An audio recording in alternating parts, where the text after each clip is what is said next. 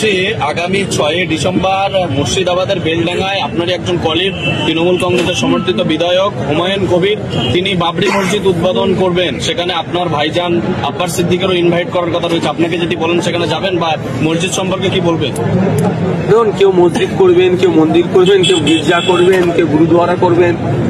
আমি ধার্মিক মানুষ, আমি সেকুলার প্র্যাকটিস করি, কিন্তু আমি কিন্তু ধার্মিক মানুষ। যেগুলো প্রোগ্রাম ছিল শেষ করেছি, মাগরিবের নামাজ পড়েছি, আবার শুরু করেছি। আমি কিন্তু আমার বিশ্বজিৎ দা সেকুলার মাইন্ড নিয়ে চলে, কিন্তু ধার্মিক। উনি ওনার ধর্মীয় উৎসব উদযাপন করে কেউ ওনাকে ভালো। তো এইটা আমি একটা কথাই শুধু বলবো,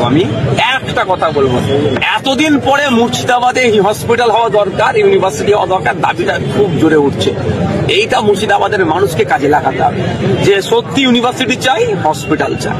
এতদিন কিন্তু আমরা অনেক চিৎকার করেছি, ওইভাবে দাবিটা সারা রাজ্যের প্রান্তে প্রান্তের মানুষ কিন্তু আওয়াজ তুলেনি। যে ওখানে একটা ধর্মস্থান তৈরি হওয়ার কথা হয়েছে বলেছি, আগামী দিনে কি হয় বলতে পারবো না ভাই। 6 ডিসেম্বরের পরে এই বিষয়ে বক্তব্য দেবো। ওখানে ইতিপূর্বে হুমায়ুন সাহেব অনেক কথা বলেছেন, বারকাইয়ে যে হুমায়ুন সাহেবের কথাতে হায় হা মিলিয়েছে, সবাই ব্যাক শেয়ার করেছে। আমি এখন হায় হাও মিলাবো না, হায় নাও বলবো না। 6 ডিসেম্বরের পরে এই বাবরি মসজিদ বলুন বা মুর্শিদাবাদের ধর্মস্থান বলুন, এই নিয়ে মন্তব্য করবো। তবে আমি একটা কথা বলবো, এই যে এখন রেডে করে উঠেছে মানুষজন, মুর্শিদাবাদে হসপিটাল দরকার, কি বলে হসপিটাল দরকার, আগে ইউনিভার্সিটি দরকার, আগে কলকারখানা দরকার। এইটা মুর্শিদাবাদের মানুষকে কিন্তু ক্যাশ করতে হবে।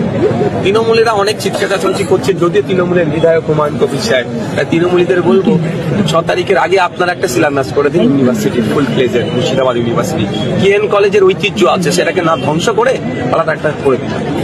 আগামী 2026-এ 21শে জানুয়ারি আইএসএফের প্রতিষ্ঠা দিবস, ওই মঞ্চে কি আপনি উপস্থিত থাকতে পারবেন?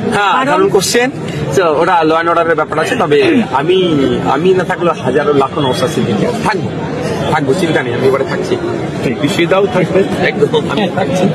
ঠিক আছে, থ্যাংক ইউ।